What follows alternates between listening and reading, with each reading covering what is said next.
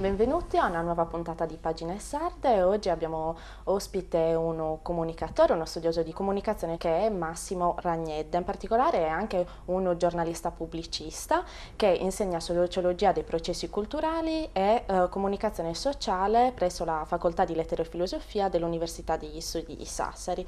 È autore anche di 5 monografie, pur essendo giovanissimo, e di diversi articoli che sono stati poi pubblicati su riviste nazionali e internazionali. Ma sarà lui stesso, Massimo, a raccontarci un po' qual è stato il suo percorso, come si è appassionato al mondo della comunicazione e come poi ha deciso di specializzarsi in questo campo. Prego, Massimo. Grazie. Beh, allora io mi sono formato qua a Sassari, nella facoltà di lettere e filosofia, e lì mi sono appassionato di comunicazione, sono sempre stato affascinato da sociologia e comunicazione. Poi ho fatto un dottorato in teoria e pratica della comunicazione e dell'interculturalità, e dopo il dottorato ho trascorso un anno di studi a Cambridge nel dipartimento di sociologia, venendo a contatto con autori come Thompson, che è appunto uno dei mostri sacri della sociologia a livello internazionale, tant'è che è il direttore, e lui si è occupato spesso di mass media, società, quindi l'influenza che i mass media hanno all'interno della società. Dopo ho percorso tutto un insieme di altri tragitti, quello sono stato ad Oxford, all'Internet Institute, dove ho trascorso un mese, ho fatto appunto alcune conferenze, sono stato visiting professor a Segovia, quindi in Spagna, quindi insomma mi piace molto questa idea di viaggiare, anche perché forse è l'aspetto più interessante legato al mondo accademico, quindi entrare a contatto con altre realtà, con realtà estere che hanno poi visioni un po' diverse dalle nostre nel mondo accademico. Certo. Senta, oggi intanto la comunicazione ha sempre avuto un ruolo fondamentale nell'esistenza dell'uomo, però oggi ancora di più sembra avere un ruolo sempre più particolare. Ecco, che cosa significa fare comunicazione oggi, essere un comunicatore oggi?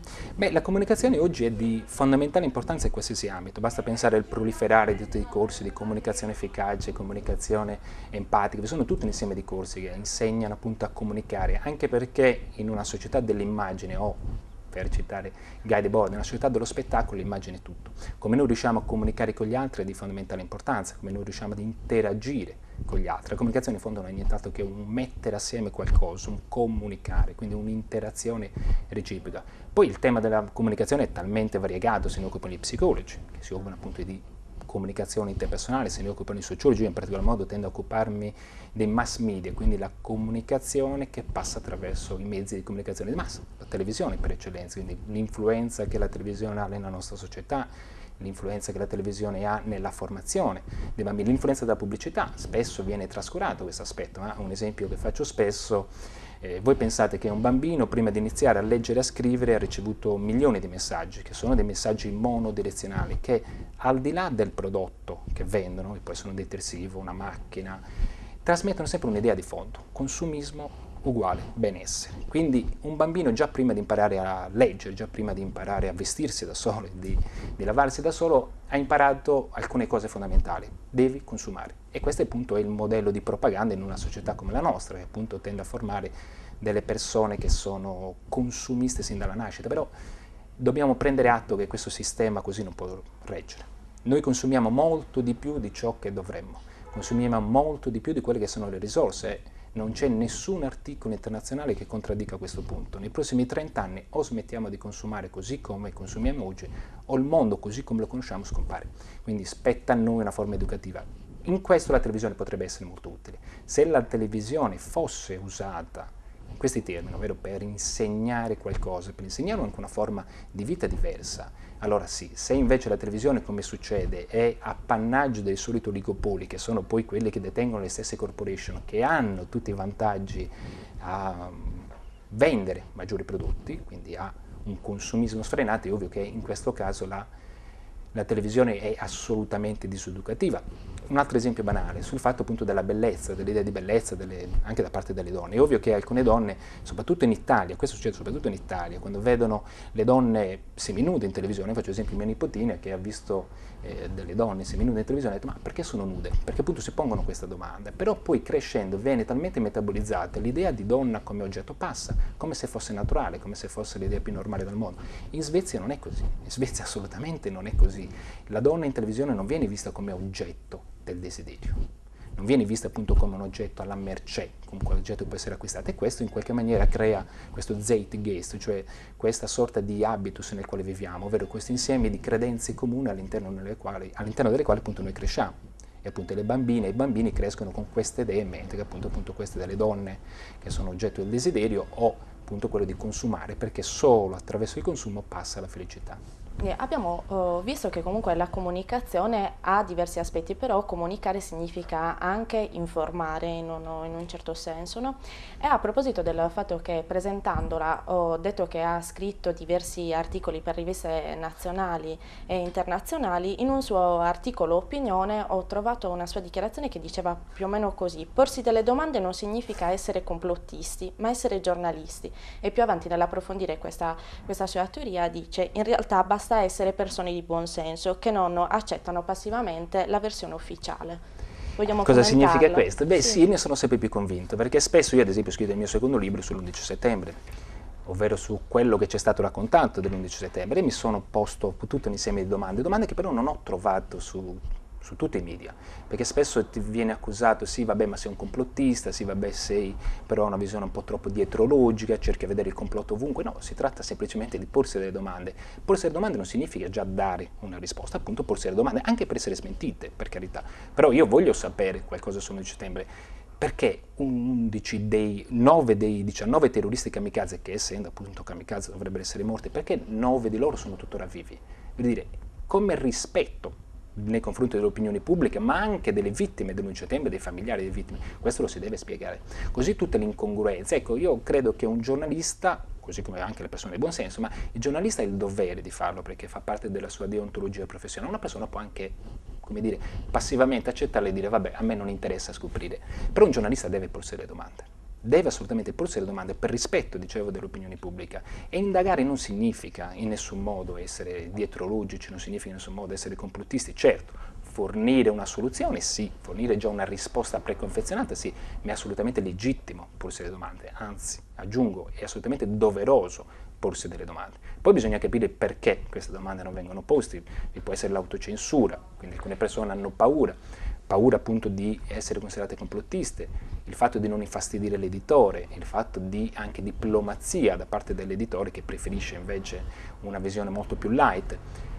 Vi sono alcune agenzie pubblicitarie negli Stati Uniti, ad esempio, che impediscono ai giornali o ai telegiornali nei quali va in onda appunto la pubblicità di parlare male degli Stati Uniti, perché questo potrebbe far passare nella mente del telespettatore un'associazione tra quel prodotto e gli Stati Uniti. Questo è un esempio di come la pubblicità assolutamente influenza, una nuova forma di influenza nelle democrazie, influenza l'informazione. L'informazione non è libera. Faccio giusto un esempio. Se io volessi fare un'indagine, mettiamo, contro la Nike, mettiamo, che sfrutta i bambini poveri in Thailandia a 2 euro al giorno, non lo posso pubblicare sul mio giornale se poi il mio giornale vive di pubblicità della Nike, perché giustamente la Nike dice: come posso io darti i soldi quando tu poi parli di male di me? Quindi nessuno mi dirà non parlare male della Nike, ma lo so io. Quindi quella è autocensura. So bene che non posso parlare male di chi poi mi campa, cioè nel senso non posso parlare male di chi poi, comprando gli spazi pubblicitari, in qualche maniera influenza la mia linea editoriale, influenza quindi anche il mio modo di comunicare, il mio modo appunto di informare. Allora, cosa dovrebbe accadere, dato che c'è questo gioco? Cioè, appena fatto l'esempio comunque del giornalista che non può scrivere sul suo giornale un'inchiesta sulla Nike se poi la Nike finanzia il suo giornale attraverso la pubblicità. In che modo allora si può fare informazione? Beh, spero innanzitutto non siate finanziati dalla Nike, altrimenti questo pezzo No, ve lo censuro, no, scherzo. Beh, l'informazione è appunto, la si può permettere questa forma di informazione chi è indipendente. E questo ovviamente è assolutamente difficile nelle grandi network. Se noi pensiamo che il 90% dell'informazione che circola nei main media, cioè nei media ufficiali, quindi nelle televisioni a livello internazionale, fa parte di 5-6 grosse corporation nel mondo che gestiscono tutto questo circuito di informazione, che gestiscono tutto questo circuito di news che circolano appunto nel mondo, e sono le stesse società che poi detengono la Nike, che detengono tutte le altre grosse agenzie. Cosa ancora più scottante, una parte di queste detengono anche le multinazionali delle armi, che poi traggono profitto dalle guerre. Ecco perché spesso i mass media si allineano, ecco con il mio ultimo libro questo cerco di spiegarlo, si allineano dietro questa linea dell'accettare la guerra. Pensiamo alla guerra in Libia, no? Si parla spesso di guerra umanitaria. Che significa guerra umanitaria? Soffermiamoci a riflettere, guerra umanitaria, ma che senso ha? È un ossimoro, chiaramente un ossimoro, una contraddizione, non può una guerra essere umanitaria, però vi è tutto un procedere, vi è tutto un automatismo, è quasi una sorta di propaganda silenziosa, tutti si accodano all'idea che la guerra sia umanitaria, che vi sia una giusta causa, che noi andiamo per difendere i popoli, ma questo l'hanno sempre fatto tutti, da Hitler, Mussolini, Stalin, tutti dicono noi entriamo in guerra perché dobbiamo difenderci, noi entriamo in guerra per difendere i popoli, andiamo in guerra per i diritti. E questo ahimè lo fanno molti mass media indipendenti proprio perché sono legati a grossi network che poi traggono profitto dalla vendita delle armi. Questo però non significa che i giornalisti scrivano in qualche maniera come se si trattasse di sottodettatura. No, sono assolutamente liberi di scrivere, però sanno benissimo che all'interno di quel quadro loro possono muoversi, ma il quadro viene delimitato dalle multinazionali. In altri termini, la multinazionale ti dice ok, tu sei libero di dire quello che vuoi all'interno di quello che io ti dico. Quello che la multinazionale ti dice è tacito, nel senso che tu sai benissimo che ti devi muovere all'interno di quel quadro, poi di quello che vuoi, però è all'interno di quello che tu ti muovi. Ok, allora parliamo dei suoi libri, 5 monografie, dicevo molto giovane, però già 5 lavori importanti. Intanto li ricordiamo brevemente per avere un'idea di quello che è stato il suo lavoro. Eclisse e tramonto del pensiero critico. Sì, questo è il terzo mio libro e lì nello specifico mi occupo del pensiero critico. Appunto con una domanda iniziale mi dico ma siamo l'eclisse o il tramonto del pensiero critico? La capacità da parte dell'essere umano, dell'uomo, di sfruttare il pensiero critico. Mi pongo la domanda che se questo si tratta di un'eclisse, quindi qualcosa di temporaneo, un tramonto definitivo. Io ritengo che se non debitamente allenato, lo spirito critico si tende ad atrofizzare come appunto i muscoli, no? Se non sono debitamente allenati, e la televisione sicuramente non ci allena, perché anzi al contrario preferisce un pubblico passivo che subisce, mentre internet al contrario tende invece ad avere una interazione con l'utente. Andiamo veloci, intanto li ricordo brevemente. Sì. Il sacrificio, poi la società post-pannotica, controllo sociale e nuovi media, dove lei continua ad approfondire sempre il ruolo, credo, dei nuovi media, dei mass media in generale. Sì, soprattutto il controllo sociale. Io sono sempre più del parere che il controllo sociale si esplichi soprattutto grazie ai mass media.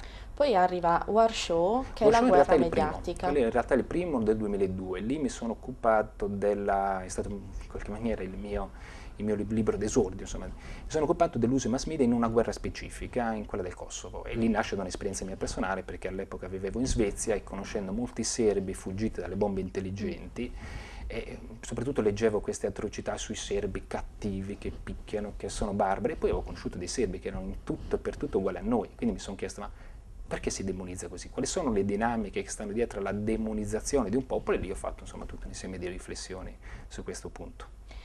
Infine arriva comunicazione e propaganda, il ruolo dei media nella formazione dell'opinione pubblica, che ricostruisce un po' l'evoluzione del fenomeno della propaganda sia nelle dittature ma anche nelle società libere. Certo. Come è nato comunicazione e propaganda? Allora, comunicazione e propaganda in qualche maniera è un po' il frutto di questi studi, un mio lungo studio nell'ambito della propaganda. Ho cercato di dare diverse definizioni di propaganda, ho catalogato la propaganda, io do addirittura 18 diversi tipi di definizioni di propaganda, perché noi la propaganda sembra essere un qualcosa di unico, in realtà esistono 18 tipi di propaganda, via propaganda nera, la bianca e la grigia, ovvero che nascono da notizie false o vere oppure totalmente inventate, oppure via la propaganda agitativa, quella al contrario che tende a calmare e così via. Nasce perché vi era questa esigenza di spiegare cosa sia la propaganda. Spesso noi associamo la propaganda alle dittature, ma la propaganda in una dittatura è semplicissima, perché la propaganda all'interno della dittatura coincide in tutto e per tutto in quello che lo Stato dice, non soltanto in televisione, ma quello che dice nelle parate militari, quello che dice a scuola, quello che dice nei cartelloni,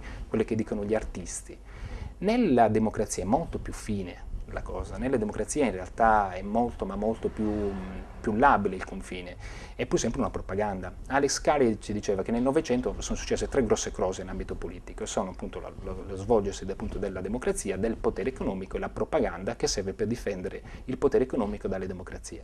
Cioè in altri termini la propaganda in un sistema mediatico libero come il nostro serve per tutelare gli interessi delle elite, ma storicamente è sempre stato così, ovvero l'elite al potere tende a giustificare la sua permanenza al potere e tende a giustificare la sua posizione di predominio più sarà facile per chi ha il potere convincere gli altri, quindi chi è sotto, che in realtà ne traggono vantaggio, e più facile sarà perdurare il potere. E in questo i mass media sono di fondamentale importanza, anche perché, come dicevo poc'anzi, i mass media sono gestiti dalle stesse persone che poi gestiscono il potere economico, quindi in qualche modo hanno un grande potere. Pensiamo a Murdoch.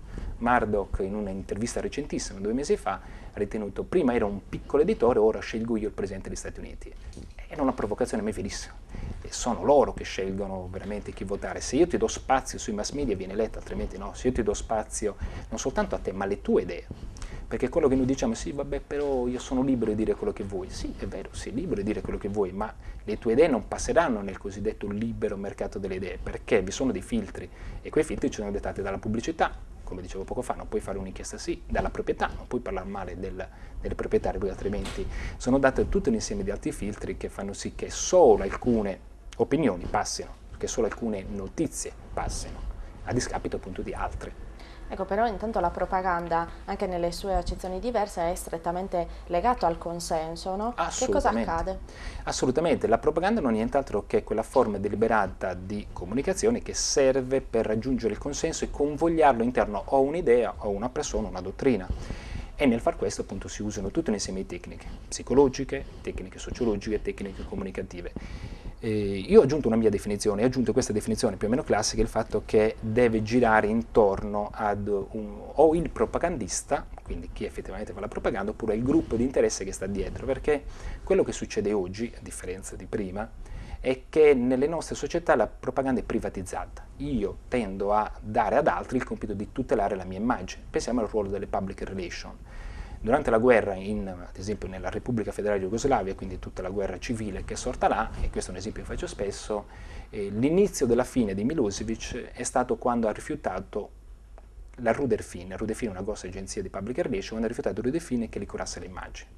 La Rudefin ha detto: ok, allora mi faccio tutte le loro immagini dei croati, e in qualche maniera poi da lì in poi tutte le informazioni negative vertevano ovviamente su Milosevic e sulla Serbia. Questo perché? Perché, come dice James Arf, che è l'ex direttore della Rudefin, noi non siamo pagati per essere morali, a noi di essere morali non ci interessa, noi siamo pagati per far veicolare alcune informazioni a discapito di un'altra. E la pubblicità uguale. Per queste grosse agenzie di public relations, la Rudefin, la Helen Norton, l'obiettivo non è tanto quello di accettare le idee, a loro non interessano tanto queste idee, per loro vendere l'immagine di una guerra, vendere l'immagine di uno Stato, vendere l'immagine di un dittatore equivale a vendere l'immagine di un detersivo, di una macchina, uguale, il procedimento è lo stesso, è pubblicità. E in una società dell'immagine questo è fondamentale, quindi io curo l'immagine dei croati, faccio credere che siano i croati le vittime e Milosevic è il cattivo, e da lì in poi tutti i mass media seguiranno questo, anche per carenza di informazioni, perché io non ho informazioni prima mano. Io nell'ultimo libro cito 3 casi, sono appunto la strage del pane, la strage del mercato e la strage di Rakac. La strage del pane e quella del mercato sono 2 stragi avvenute a Sarajevo. In ambo i casi, nel 94-95, la colpa è stata subito addettata ai serbi. Perché? Perché c'era lo stereotipo che i serbi sono i cattivi. Quindi i serbi sono i cattivi, i croati e i musulmani, quelli bosniaci, erano le vittime. Tutta l'opinione pubblica occidentale, perché i mass media occidentali hanno seguito anche in buona fede, hanno seguito appunto questa idea, e quindi l'idea che è passata è che i carnefici fossero appunto i serbi, e invece poi la storia l'ha smentita, non è così. Stessa cosa per Rakac, venuto 10 giorni prima dello scoppio della guerra, tuttora non si sa che cosa effettivamente sia successo, però noi, ecco qui l'opinione pubblica che acriticamente accetta, noi abbiamo accettato l'idea che i serbi fossero i cattivi e in qualche maniera i croati e i bosniaci fossero le vittime, invece in realtà la situazione è molto più complessa, e questo succede sempre, in tutte le guerre Milosevic era il cattivo, infatti si chiamava Hitlerusevic. Ricordo la prima pagina dell'Espresso del 15 aprile del 1999 che in copertina aveva messo metà faccia di Milosevic e metà di Hitler, appunto lo chiamava Hitlerusevic. Lo stesso venne fatto con Saddam Hussein, che veniva chiamato Saddam Hitler, proprio perché aveva la necessità, ecco una delle tecniche della propaganda, di accostare il nemico, quello che tu vuoi demonizzare, al nemico per eccellenza, quale appunto Hitler. Poi succedeva invece dopo l'11 settembre, si accostava il nemico a Bin Laden, perché appunto Bin Laden è il nemico per eccellenza dell'Occidente. E poi non mi faccia parlare della morte di Bin Laden, perché su questo avrei molto da dire, sono molto scettico. Allora continuiamo a parlare del libro e in particolare dell'ultima parte dove si esaminano le guerre in Afghanistan del 2001 e poi Iraq 2003 e si ricostruiscono le tappe che hanno portato in un certo senso alla conquista dell'opinione pubblica. Sì, diciamo che nel primo caso la guerra in Afghanistan era stata molto semplice, perché in realtà veniva sotto lo shock emotivo, e questa è una delle tecniche di propaganda, agire sotto shock emotivo, quindi creare una sorta di casus belli per poi spingere le persone ad accettare proprio non sulla base razionale, ma dell'emotività. È molto più semplice, se tu sei nervoso è ovvio che accetti molto più facilmente anche una scelta irrazionale. Quindi dopo 28 giorni dall'11 settembre, e già questo mi fa diffidare perché una guerra non si organizza in 28 giorni, non riesce a spostare decine di migliaia di militari, portaerei e tutto il ridosso dell'Afghanistan, infatti poi abbiamo scoperto che i piani di guerra contro l'Afghanistan erano pronti ben prima dell'11 settembre, già questo mi farebbe diffidare. E porsi questa domanda non significa essere complottisti, voglio sapere perché. In quel caso era molto semplice. Nel caso dell'Iraq è stato un lavoro un po' più complesso, perché nel caso dell'Iraq sono passati quasi 2 anni, 1 anno e mezzo dall'entrata in guerra, e lì si è giocato molto sull'accostamento, come dicevo poc'anzi, della figura di Saddam Hussein all'11 settembre. Saddam Hussein usa armi non convenzionali, usa armi di sterminio di massa, può raggiungere, questa grossa fesseria detta da Tony Blair, può raggiungere l'Inghilterra in 45 minuti. È stato smentito perché appunto era una falsità. Però queste immagini servono, questa idea, queste false informazioni, propaganda nera si chiama queste informazioni servono appunto per demonizzare il nemico. Il nemico è cattivo, ci può distruggere un momento all'altro, e quindi questo ha portato pian piano, assieme a tutto un insieme di altre tecniche, a conquistare l'opinione pubblica. È interessante vedere come, soprattutto negli Stati Uniti, chi seguiva dei canali legati a Murdoch, che dicevamo poc'anzi, è la Fox News sostanzialmente, Sky, Fox News, tendeva più facilmente a credere che Saddam Hussein fosse cattivo e quindi tendeva più facilmente a giustificare la guerra. Chi invece guardava la televisione pubblica statunitense era molto più scettico nei confronti della guerra, anzi si schierava contro. Questo sta a significare appunto come i mass media influenzano chiaramente, la linea editoriale mass media influenza chiaramente poi le scelte in questo caso appunto della guerra in Iraq. Beh, dato che l'abbiamo citato diverse volte durante la nostra chiacchierata, all'11 settembre c'è un paragrafo che in maniera naturale quasi incuriosisce ed è il paragrafo dedicato a che cosa è cambiato dopo l'11 settembre. Sì, ovviamente in questo caso parlo dell'11 settembre in termini di propaganda, nel senso che dopo l'11 settembre, come dicevamo poc'anzi, è cambiato l'accostamento del nemico pubblico per eccellenza. Se vuoi fare una guerra e giustificare una guerra devi dire sto combattendo contro i terroristi, perché l'11 settembre è stato, come l'ha detto Baudrillard, l'evento simbolico massimo, è stato un evento del nostro immaginario molto molto forte. Infatti secondo me chi ha organizzato l'11 settembre aveva una visione hollywoodiana, non aveva una visione di barbaro, non aveva una visione di chi vive nelle caverne in Afghanistan, aveva una visione hollywoodiana, perché sapeva benissimo che quelle torri sarebbero cadute in diretta. Non dimentichiamoci che la seconda torre cade in diretta televisiva, perché la diretta è iniziata 3 minuti dopo, quindi la seconda torre cade in diretta in tutto il mondo. Il mondo assiste impietrito a un grande spettacolo, tragico, triste, ma uno spettacolo in televisione. Ecco perché io ritengo che chi ha organizzato l'11 settembre avesse questa idea in qualche maniera hollywoodiana di spettacolo. Dopo l'11 settembre la propaganda cambia radicalmente, perché sfrutta l'emotività dell'11 settembre. Niente fa più paura l'11 settembre di essere uccisi a casa nostra, di essere uccisi mentre si fa la spesa, di essere uccisi in qualsiasi contesto, in qualsiasi ambito. Quindi questo cambia notevolmente proprio perché è più facile accostare l'idea del nemico, del demone, appunto a Bin Laden o a Al-Qaeda, appunto questa rete terroristica internazionale che, come appunto detto il capo dei servizi segreti francesi nel 2009, in un'audizione pubblica al Senato, ha detto ma Al-Qaeda per quanto ne sappiamo noi non esiste più dal 2002, quindi anche su questo vi sarebbe da dire. Quindi lasciamoci con la certezza che dopo l'11 settembre tutti abbiamo un po' più paura, no? Sì, e la paura, ahimè, come appunto Umberto Eco nell'ultimo libro che ha scritto, dice noi abbiamo quasi la necessità di costruire un nemico, perché in realtà il nemico ci serve per una maggior coesione sociale all'interno. Bene Massimo, noi la ringraziamo veramente per questo approfondimento sulla comunicazione e sui suoi lavori che sono straordinari. Vi ricordo Comunicazione e Propaganda, che è il suo ultimo lavoro. La ringrazio ancora, ringrazio anche la libreria Koiné che oggi ci ospita. Io vi do appuntamento alla prossima puntata di Pagine Sarde.